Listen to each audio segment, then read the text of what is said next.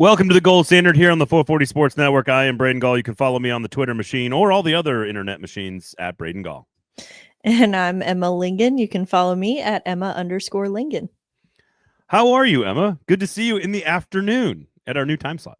Yes, I am a lot better than I was, I don't know, a week ago, 2 weeks ago. What is time anymore? I briefly was deceased from strep throat, but I've come back from the dead, so I'm feeling a lot better now. Wow. Only the second time in human history, according to some reports. Yes. Some sources indicate that would be the second time that a human has been deceased and then came back to Earth. You know, some people have conflicting beliefs in that in those reports. Listen, if you had seen me in my condition back when I was afflicted, then you probably would have pronounced me dead on the scene as well. So, a former Predator assistant has been named a head coach in the NHL. We'll get to that. Carl Taylor was signed an extension. Milwaukee, of course, was eliminated. We talked about that last week, but more interestingly, an assistant coach from Milwaukee had some thoughts, and I sort of have.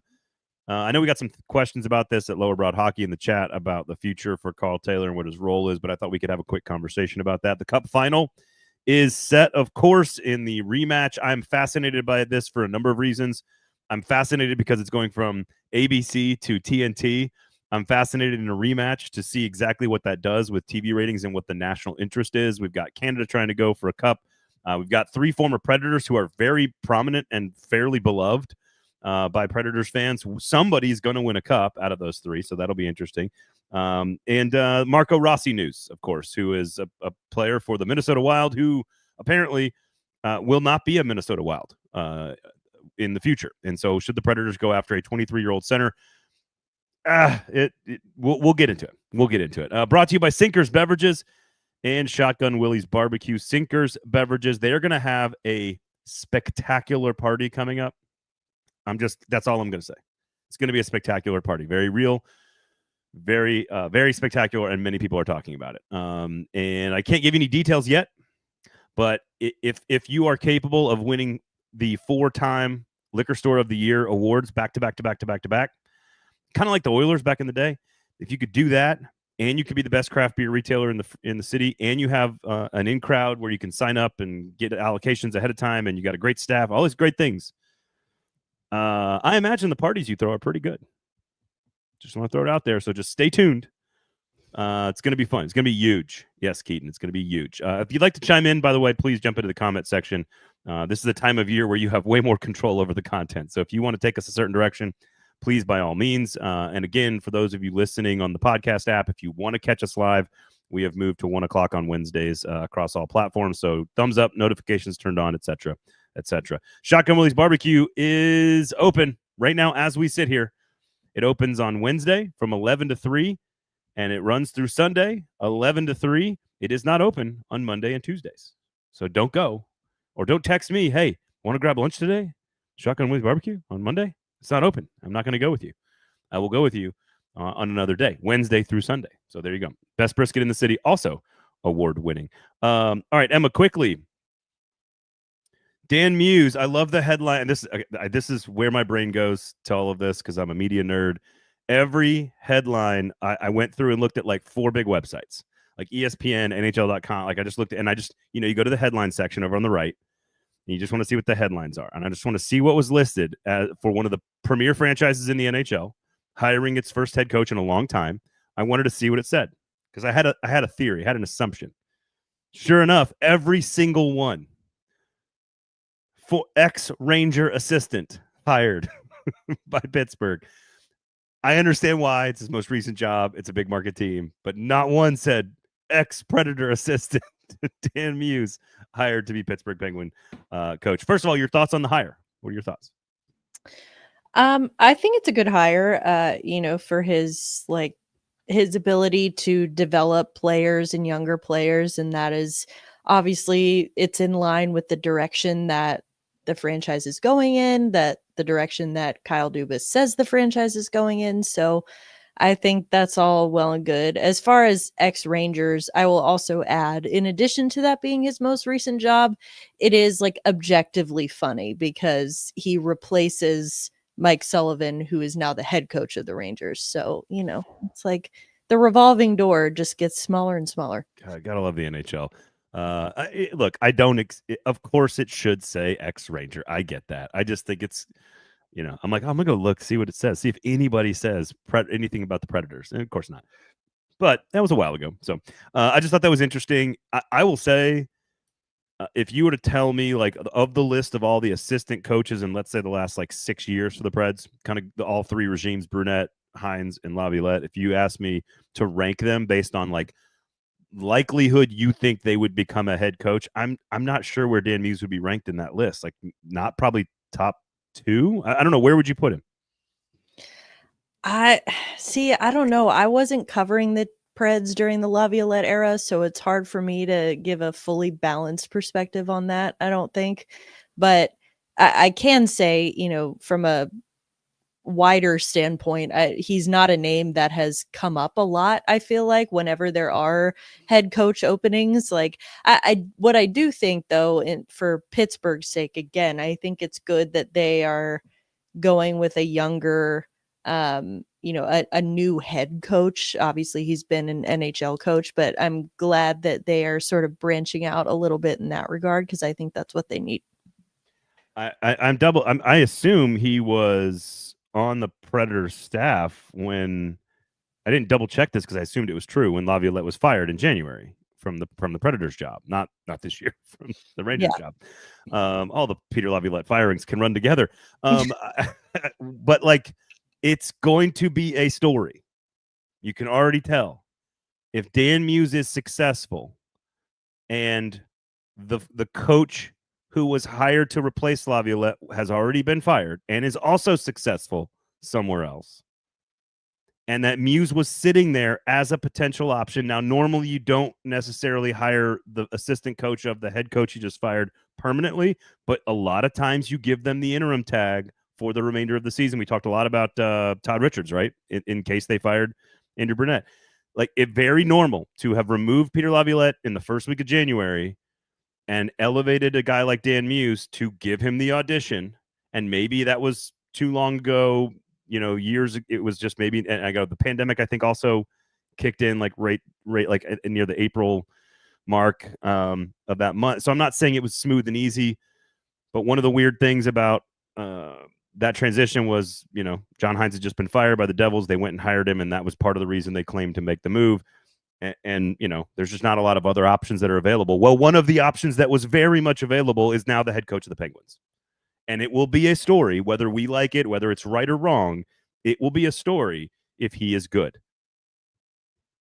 Just like with you mentioned the former Preds players who were in the Cup final. Anytime someone leaves Nashville and is good at their job, it's going to become a story. That's just where we're at. You're right. I guess I think if you look at Victor Arvidsson, getting rid of Victor Arvidsson, it was the right place, right time. Was it the right thing to do? I wish Matthias Ekholm was still here if I'm a fan, absolutely. But like, it was considered at the time sort of the right move to trade all the pieces, get as much back as you can. That's the first round pick I think that they have this year, or no, that they had last year, I think. But I think you're already thinking far more logically than a lot of fans do. I agree with you. Like, I understand that there's logic on both sides of it, but yes, like, it's that sort of visceral, that reactionary feeling. Like, as soon as someone leaves and does something good, everyone just goes, they're up in arms about it. I think would you, I hope you know me well enough doing the show long as you have that, like, that I don't think that when a player goes and does something good somewhere else that it's automatically some indictment. I think the story becomes that, to your point. I do think, though, that trading those pieces like Arvidsson and even Seth Jones to get Johansson, while even Johansson didn't end the way you wanted to, was still the right move. You could look at all three of those trades today and then when they happened and say those were the right move. Ryan Ellis, that was the right move. I think it is much more complicated to look at a fired head coach who was hired without really a coaching search in the middle of the season when you had a guy sitting on your bench. I think it's different that you can go back logically and say, should you have let someone get a chance at this for 4 months and then gone through a proper search in the offseason. I'm not saying they would have landed on Dan Muse. That's where the story has to be written correctly. That maybe he wasn't ready, maybe he was young, maybe, any number of things. But I do think it's fair to say clearly people see something of value in this individual, and that was not even considered. Now, David Poyle's not around anymore. Like, even the decision makers have changed, so I don't want to belabor the point, but I do think it's more of a legitimate story than like Victor Arvidsson winning a cup, if that makes sense. Yeah. But I also do think that, the timing factor is important too, because that was, when Laviolette was fired, that was 2020. Like that, I mean, significant amount of time has passed. Yeah, I think no you could argue that Muse was maybe not ready yet at that point. Yeah, no question. Jeffrey says, I think it's fair to say that he was a good coach, but wasn't really ready for a head coaching job at the time. I agree. Don't have any problem with that. All right. So quickly, Carl Taylor signs his extension, and that's of note, I guess. We talked a little bit about Milwaukee, kind of what the value is of the role last week on the show, but I know you have you worked a little bit with Greg Rollo. Am I saying that correctly? The assistant coach who kind of took to Twitter and kind of to defend his guy. And I think there's been a lot of trying to read between the lines. I just think it's like the team didn't accomplish its goals in the postseason, and a coach wanted to defend a guy that he believes in and is supportive of and is in the trenches with. And I think I don't think it's more complicated than that. I don't think it's a shot across the bow at anybody. But I am curious, you kind of know him, so I would appreciate some perspective on maybe like the personality type and out of character. And I know you and Gover talked a lot about this. It's all your fault. Go check it out. You and Jeremy Gover. I know you guys talked about that, but I'm curious, what's the personality type, and what does this say anything at all in your mind about Carl Taylor, the future, the Milwaukee Admirals, the job he's doing or not doing? Like, what's your reaction to that? Well, I think your initial assumption about, just a coach defending his guy, and obviously when the team fell short of accomplishing their goal again, for how many years in a row now. And I think that was just sort of his way of saying it's not for lack of trying, or it's not because of the coaching. It's not because of poor leadership.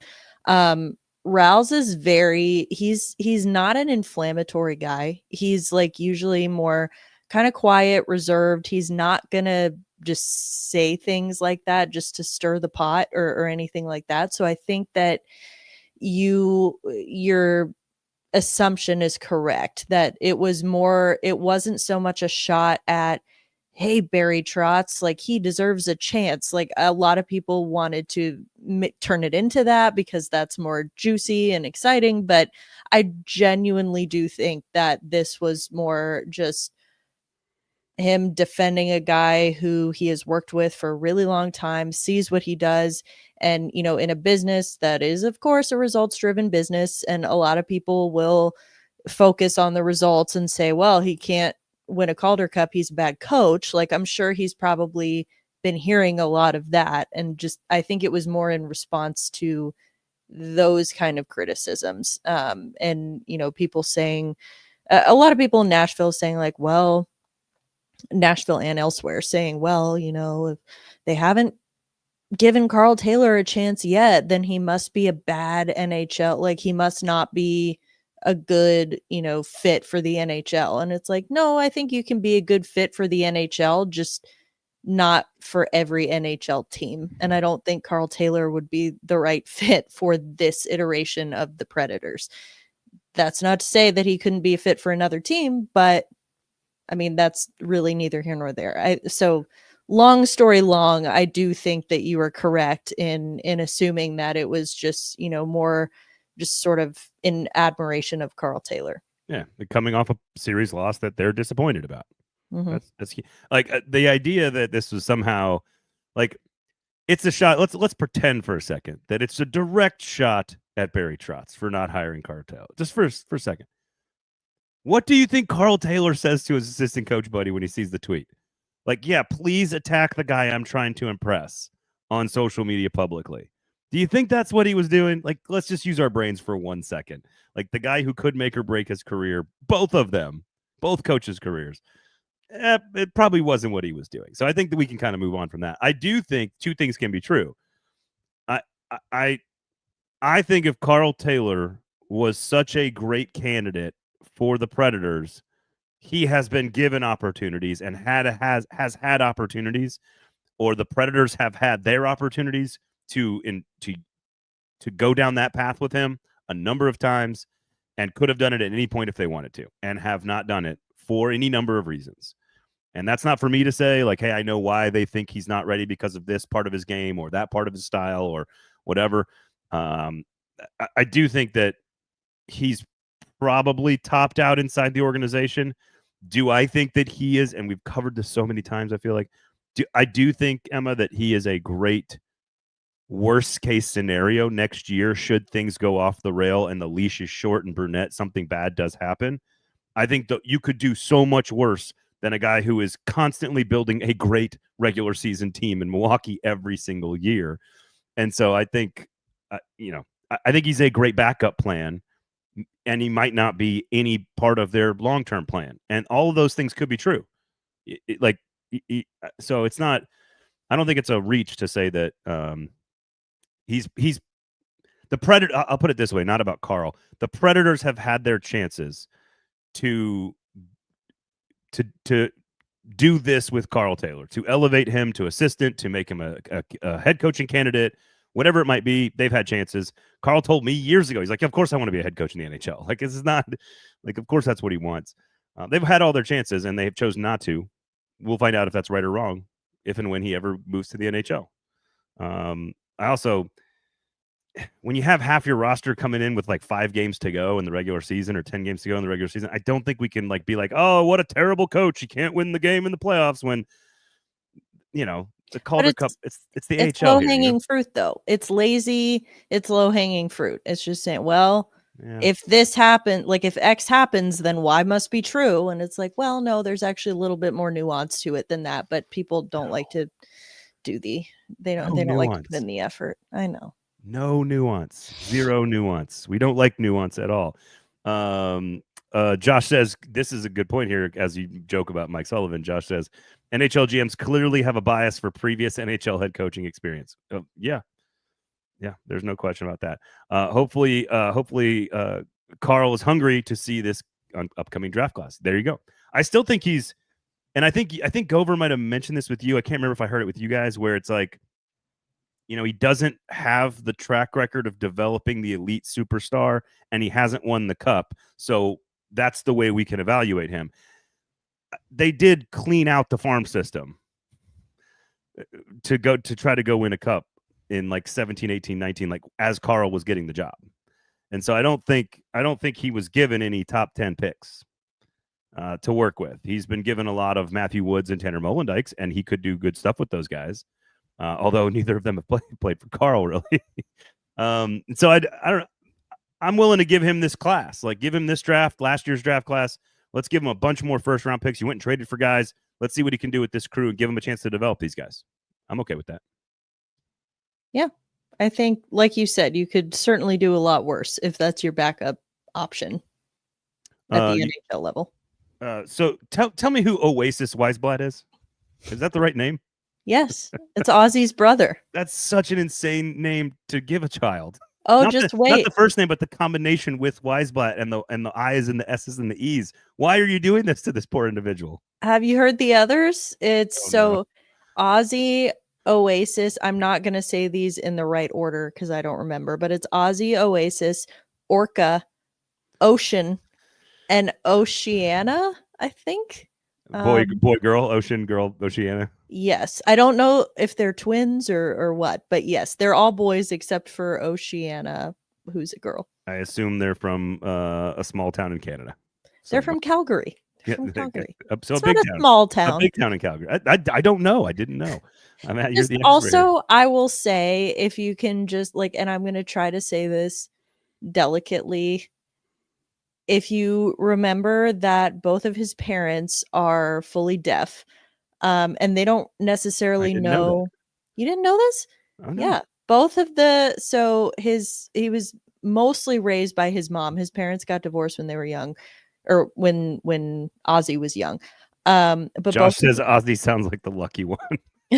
Right? It sounds like the normal name in that group. But those names, like, think about it as a deaf person. Obviously, I can only assume, but like, if you can't hear what they sound like and you are purely looking at like just aesthetically. It's all the same mouth No, but movement, like, though. but spelled out, I don't know. I think it's like just aesthetically, it's like Oasis. If you can try to just like take out the weirdness and like what the name sounds like and everything, and if you're just looking at it purely as a collection of letters on a page, it's aesthetically pleasing. Orca, Oasis, Oceania. They all look the same when you mouth them. But you're not mouthing them, you're signing them. That's probably, unless you're mouth reading. I don't know. I did not know all the background and I was not picking on his name. I have a weird name. People can't ever get my name correct either. The reason I really wanted to bring him up was like, did this guy just have like a 130-point season? Yes. Like, playing with Tanner Mollendijk in Medicine Hat. And he's gonna, yeah, right. That's what I'm bringing him up for, because so explain is it the Memorial Cup? Explain that to everybody. What is that? What is that? It is the CHL championship. So it is basically the Canadian, the OHL, the WHL, they have to win their respective leagues. It's like a unifying title belt. Yes, right? Basically. Okay. And then the winners of those respective junior leagues then go to play each other in the Memorial Cup. Why can't there just be a league? Well, because more hockey. Yeah, sure. I don't know. fair.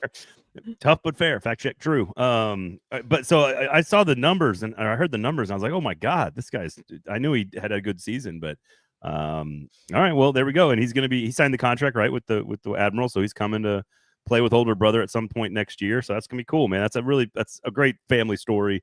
Honestly, I'm not giving, like, as a guy with a weird name, I'm not trying to make fun of the name.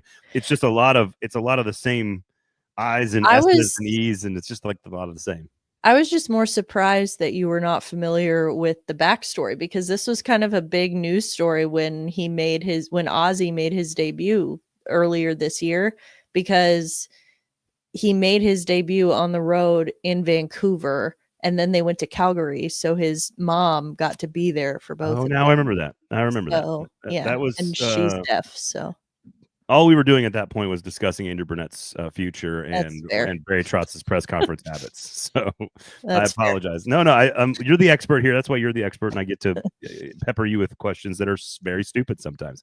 Hockey expert, and I was a linguistics minor in college, so that's where my whole aesthetically appealing names thing comes. I don't know. It could just be complete bullshit. But what is a linguistics? What did you say?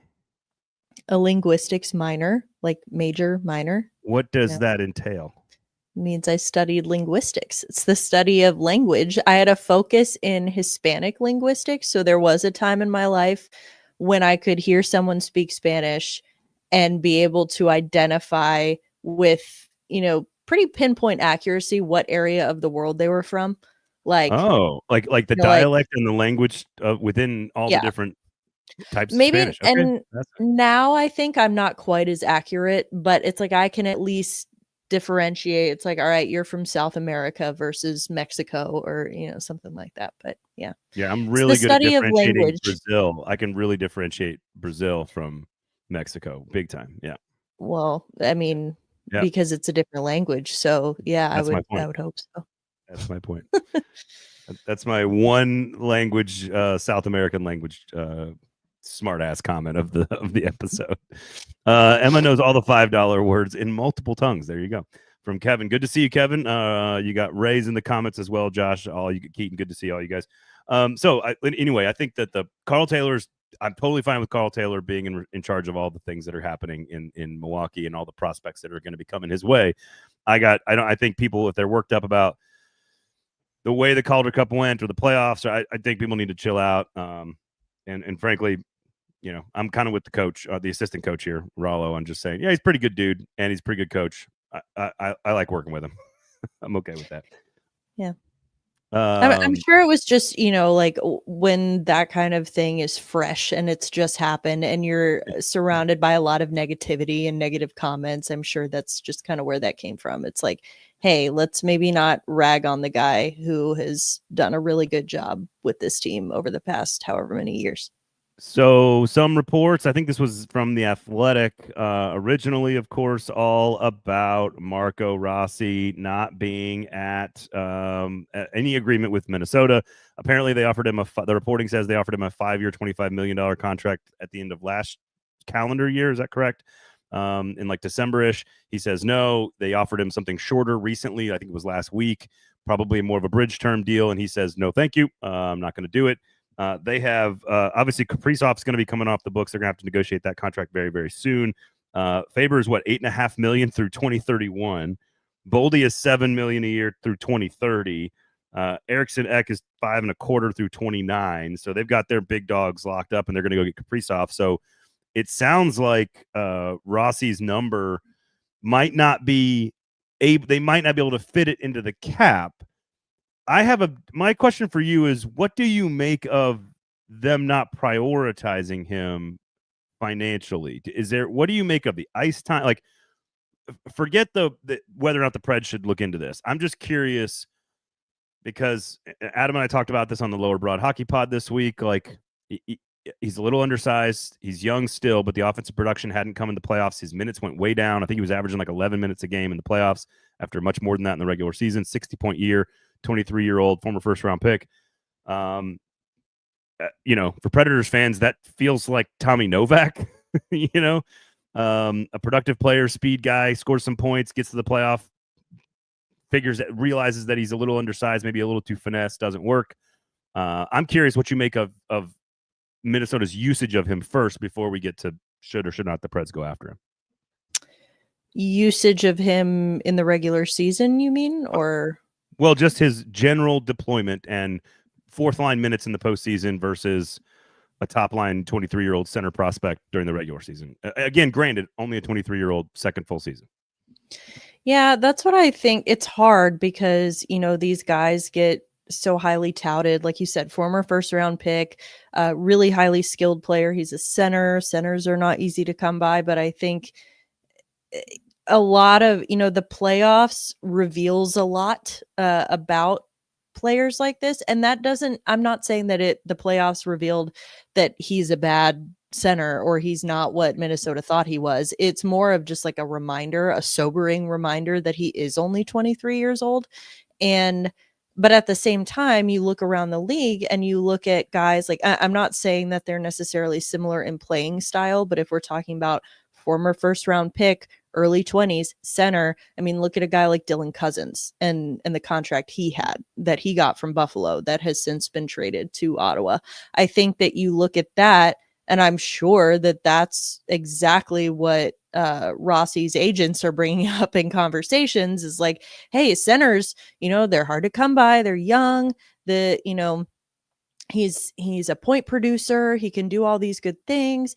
But then, the playoffs really just are a different animal. And I'm not saying that you shouldn't take them into account when evaluating a player, but I think when you're evaluating a player who's that young, I think you have to evaluate playoff production a little bit differently than you would with a more veteran player.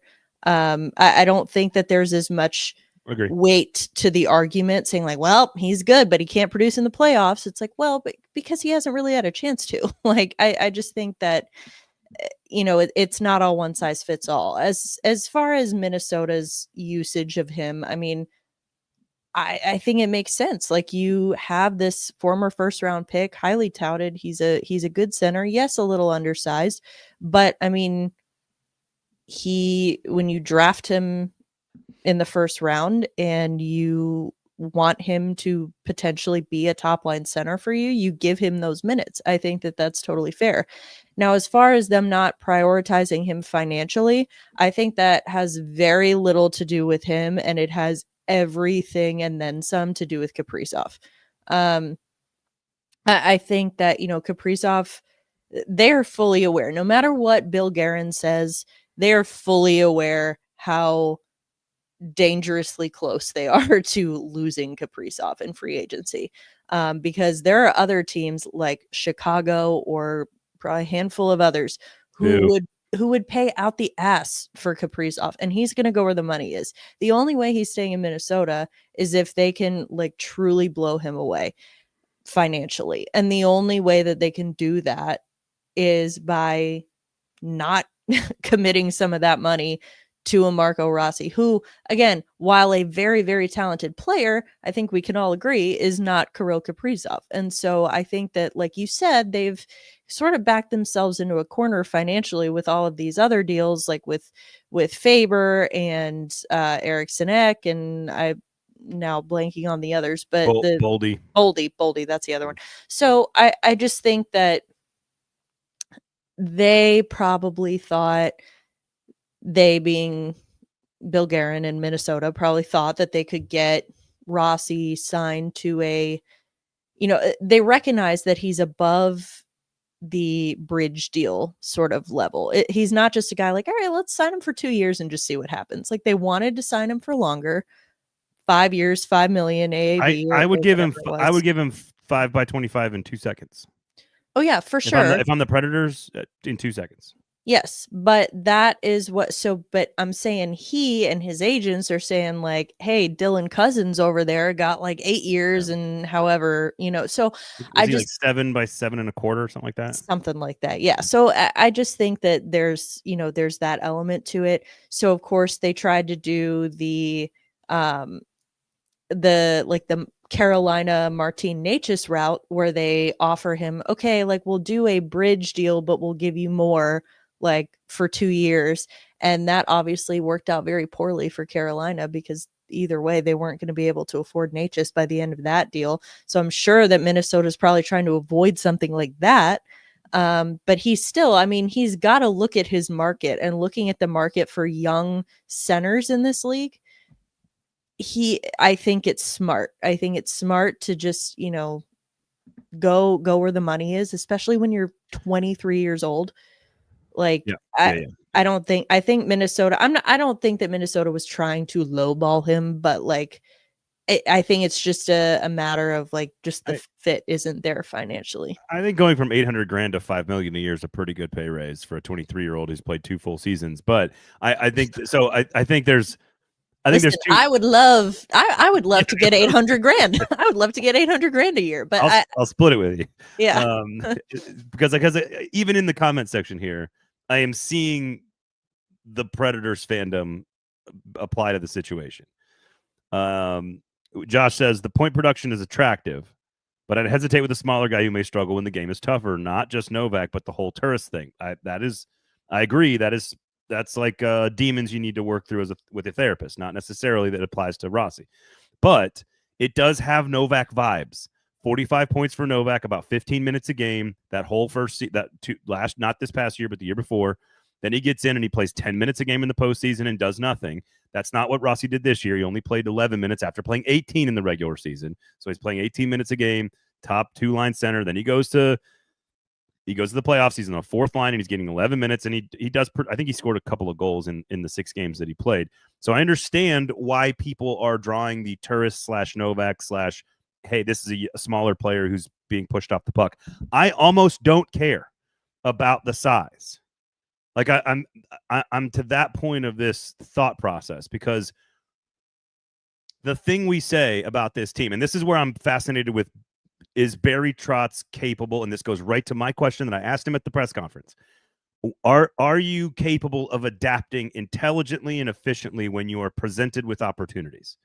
And it feels like sometimes he does, and it's the right thing, and sometimes he does, and we don't know if it's the right thing. We're not sure. Sometimes he's presented with opportunities, and he just stays with his instincts. And I asked him that question. He said, my gut. How do you know? Well, I got to go with my gut. That's fine. I don't think that's a terrible answer, but like, it's also not very insightful.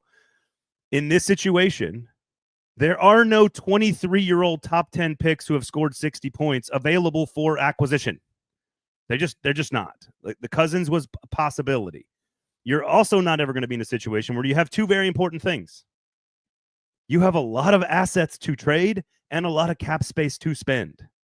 So I almost don't care if you think he's a little undersized and he's more of a 3rd-line center, or he's a really, really good 2nd-line. I think he's way too skilled to be anything lower than a 2nd-line center. So, okay, fine. Your 2nd-line center is a little undersized.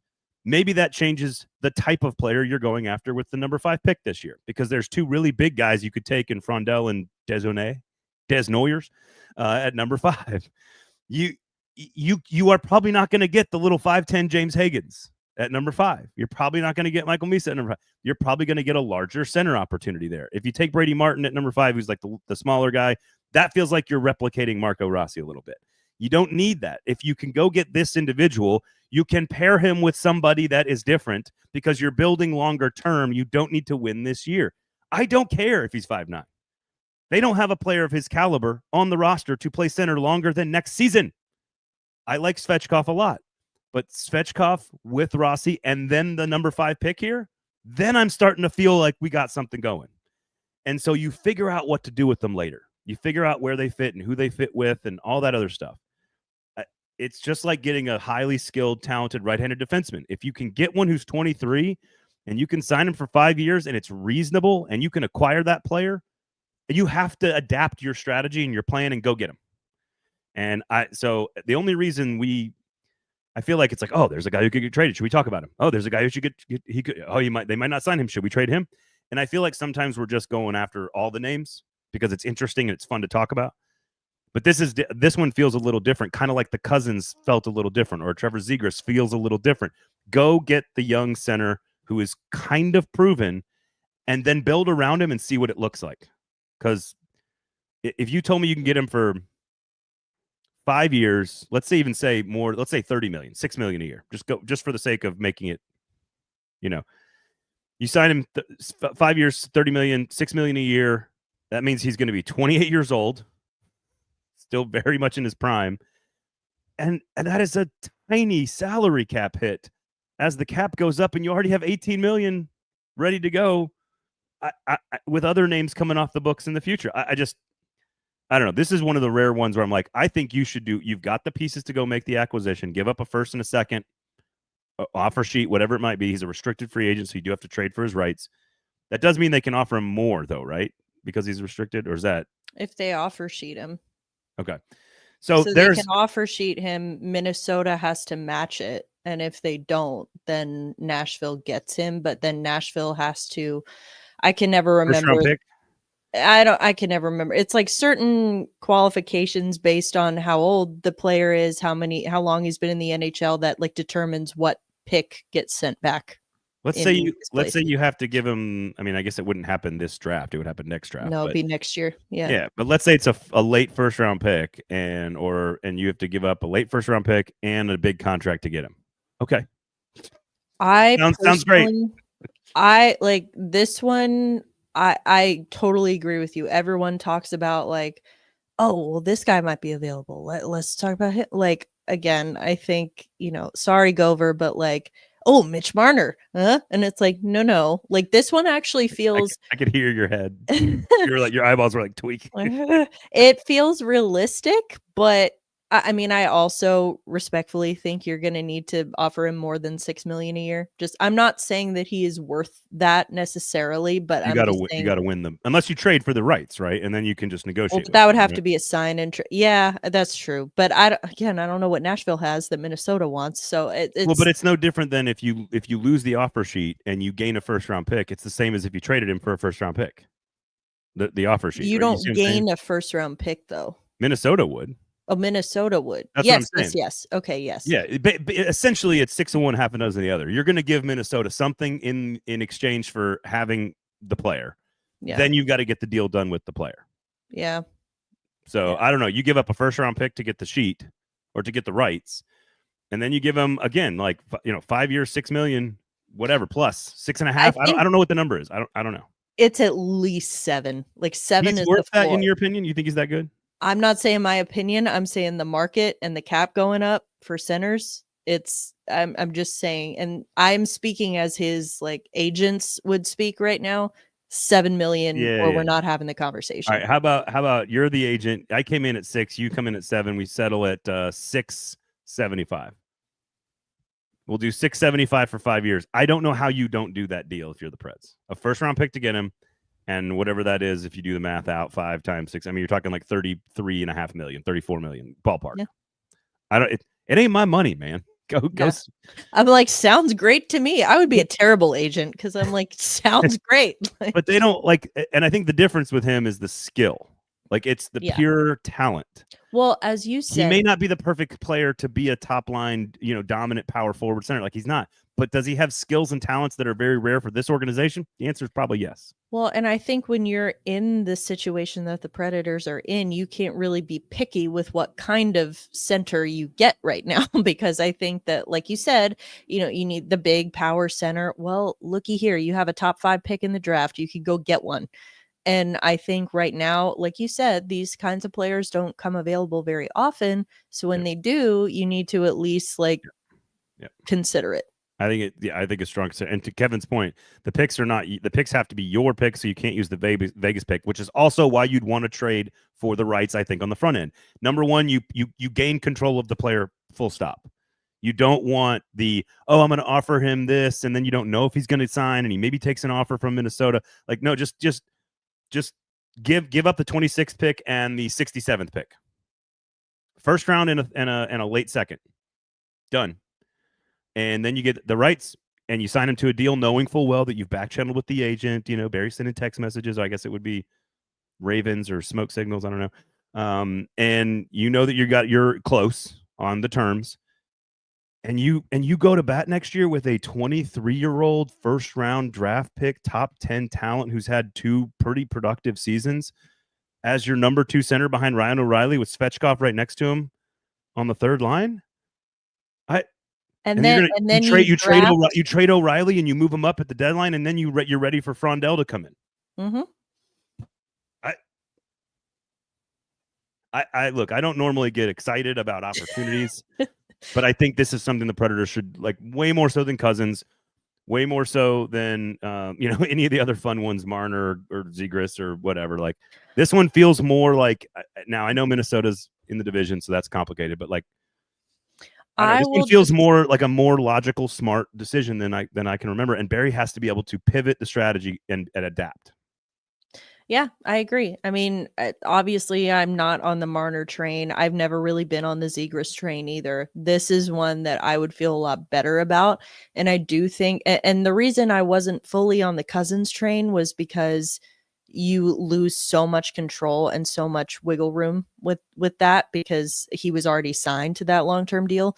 And so now, not saying that you're going to get Rossi for cheap, but you're going to get him cheaper than, and like you said, 23 years old, you sign him to a 5-year deal. He's still very much in his prime. Depending on where the Predators are at the end of that contract, obviously if you're doing well and he becomes a cornerstone of your franchise, then you got to shell out the money to keep him. Otherwise, fantastic trade option for you in 5 years. So I'm just saying, right. Like thinking ahead. Well, the goal is to be competing for Western Conference and championships in probably his year like 4 and 5. Yeah.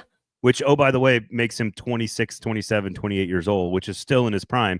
And you see NHL teams all the time competing for cups, re-signing their 28-year-old second-line center because he helped carry him to a championship or close to a championship or whatever. And I'm not saying that this is the savior and that's the pressure we should put on this guy, but it's very different. And I agree with a lot of the comments saying, I think it's too risky. The offer sheet and next year's draft pick are too risky when you have a bunch of picks this year that you're already trying to use to trade to get something anyway. But I also, like, to your earlier point about the center depth, I feel a lot better. And they're very different players, different style of players, and I understand that. But I feel a lot better if Marco Rossi is my second line center and Svechkov is my third line center. I think that those are fantastic roles for both of them. God, and I think that Southern Emma just came out. Like, did I? My third line center. I'm glad Svechkov is my third line center. And then we get Des Noyers, and then it's a party. Saskatchewan, let's go. All right, I'm going to stop talking. Right. Anyway, I just think I think this one's different. I know we do this all the time. I do realize that. Well, also, what else are we going to talk about this time of year? But to your point, though, this Jonathan Marshall show for the 7th straight episode. Yeah, no, thank you. The full no movement clause, by the way, for Jonathan Marshall show up until the last year of the contract, I believe. So just trust Elliot Friedman. When Elliot says something's the case, he's probably right about that. I mean, that being said, I think that he could also, he can always waive it if he felt super strongly about it. But I there's no reason to indicate that he does feel that strongly about it. I think where there's smoke, there's fire, and it doesn't mean it's gonna not just burn out and be nothing, Mm-hmm. and it doesn't mean it couldn't turn into something. But right now, it's just like a little, Well, little little, campfire. Yeah. yeah, or like a little kitchen fire. It's not a forest fire. We don't Whoa, need to worry about that. it's way more dangerous. Well, Kitchen fires are almost always grease fires, okay. and half of America doesn't know what to do with that. Don't pour water on it. All right, cup rematch. Cup rematch. Go to Sinkers Beverages for all your weekend beverage needs. And Shotgun Willie's Barbecue open Wednesday through Sunday, 11 a.m. to 3 p.m. Cup final rematch. Edmonton minus 130 to win the cup. Florida plus 110. I think they're favored. I would put money on Edmonton as well if I was picking. I find it. I'm curious what you think, because you have more of a national perspective on this with your work in the hockey news and you cover all these teams. I'm curious. Are you sensing any buzz around the rematch? This is a very random series.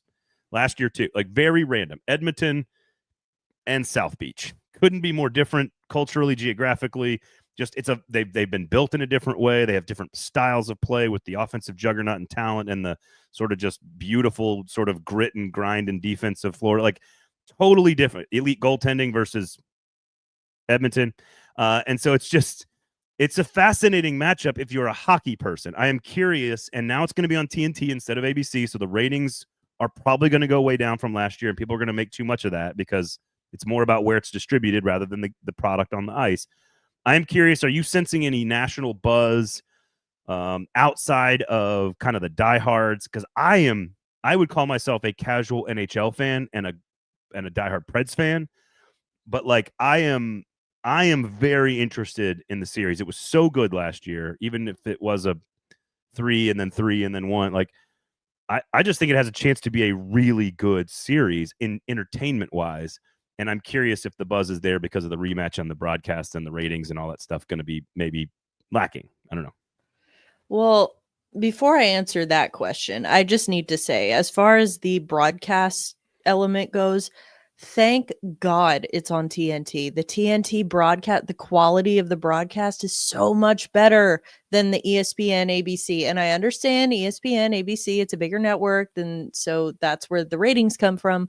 But the quality of the studio hosts, the broadcasters, everything all around on the NHL, on TNT product is just so much better. So that being said, I say this as an ESPN employee. I probably agree. I mean, I'm just saying, like, I think one does a lot more for the value of the game. Yes. I think being on ESPN back the last few years has meant the world to coverage and interest in the sport. Yes, but then it's unfortunate when you have like ESPN talking out both sides of their mouths because they have other guys on other shows on their network saying that hockey isn't a real sport and it doesn't count. So I just think that we are not a monolith, Emma. I know. I'm just saying. We contain multitudes. Anyway, as far as the rematch element, I think what's most interesting to me, at least, about this is that these two teams, yes, it's the same two teams that faced each other last year, but they're in very different situations this year. Both of them this year, they came in far and away last year. It was like, oh yeah, these were like the powerhouses and they're coming in. They both, fight to the death in the Stanley Cup final. Now, both of these teams finished in third place in their respective divisions. Edmonton's goaltending has been, I don't even know. The defense has been articulate.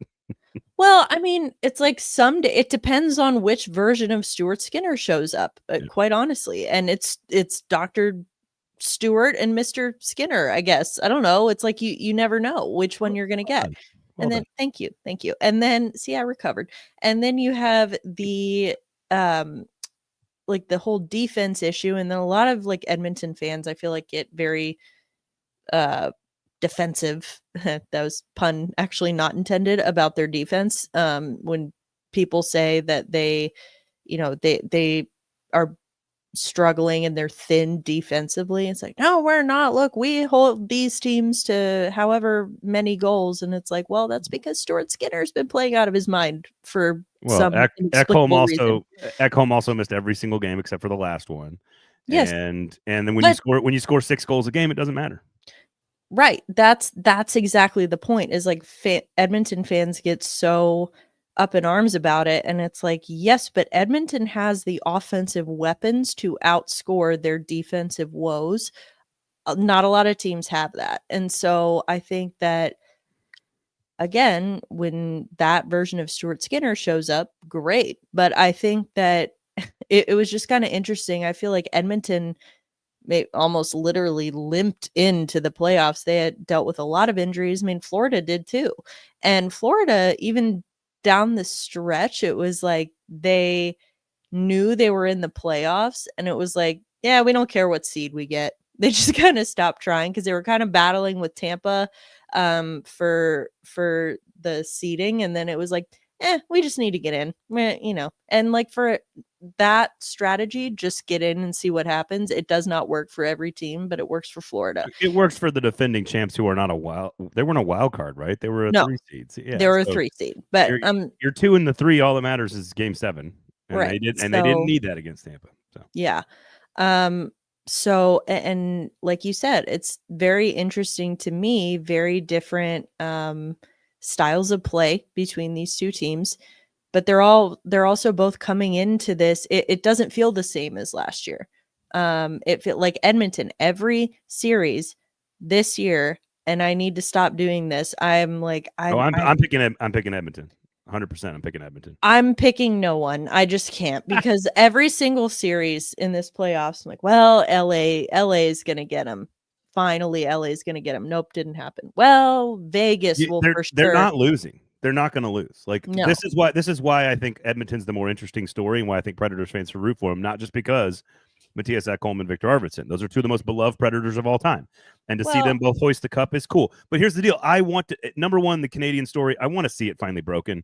And while I didn't grow up with, I was technically alive during the Messier and Gretzky Oilers, you know what I'm saying? Like, I was alive for that. I didn't really live through it. And so I don't have maybe the anger, the hatred towards the 80s Oilers teams that maybe a hockey fan in the United States might. I just don't have that.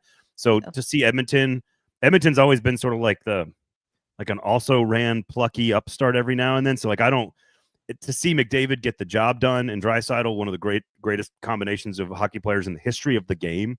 So I think there's more story there. Like, a younger version of me might have appreciated and liked the Florida Panthers more stylistically, maybe an Eastern Conference guy growing up like I was. I am more of a Western Conference fan now. I appreciate McDavid and Draisaitl's place in history. I think the Canadian story is a good story. And there's 2 Preds that I think personally, not everybody gets this to be this fortunate, but like, I got to meet and work with Ekholm and Arvidsson for a little bit there, and they're good guys to root for. And so I don't know. I just, Florida's not a team in my old age and Western Conference nature that I'm like I appreciate how they've been built and the style that they play with. I think every part of me says root for Edmonton, and I think they're the favorite for a reason, and they got home ice this year, and the fact that they played last year is going to add to the juice that happens every series, every game that builds as the series goes along. I think it's going to be great entertainment starting Wednesday night. Yeah. I just think, as far as the Canada thing, as long as it's any team other than Toronto who brings the cup back to Canada, then I will be happy.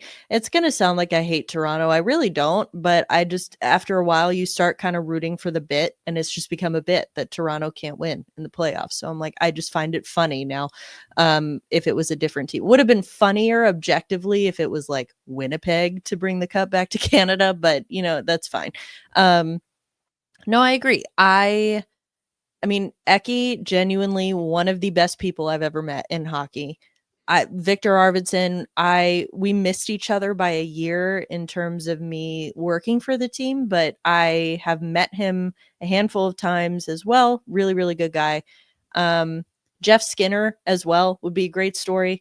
finally getting to the playoffs after how many years in his career. And like a lot of teams had, a lot of fans, and then, Carolina gave up on him, Buffalo gave up on him. So I think like that would be a cool story.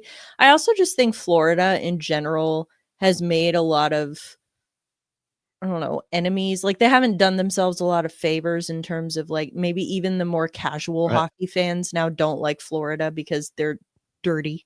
I like watching all of them play with a USA on their chest. Yeah. Those are the guys I like with USA on their chest. Yeah.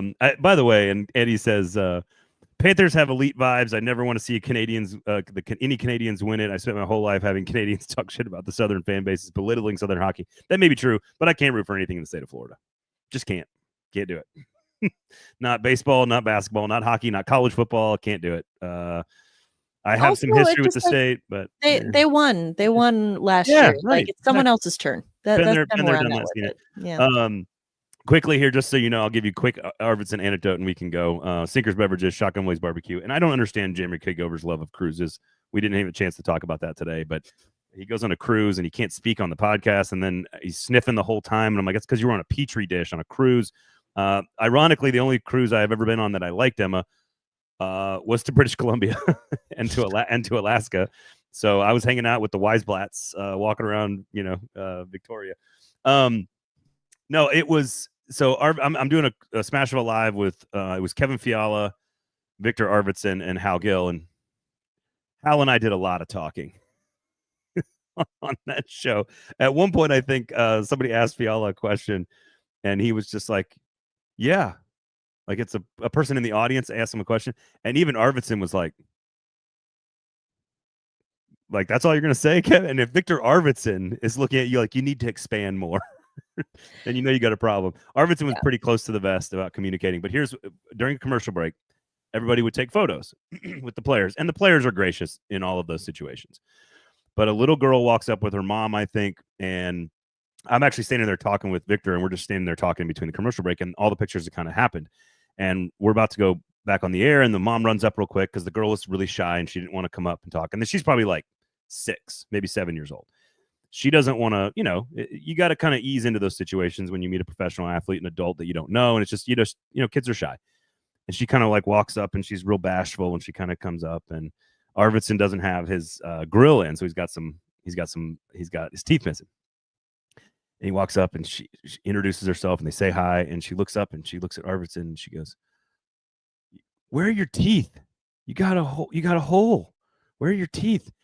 And he pauses and he looks at her and he goes, "Where are yours? You're missing some too." And she's got like the front two are just gone, like they've fallen out.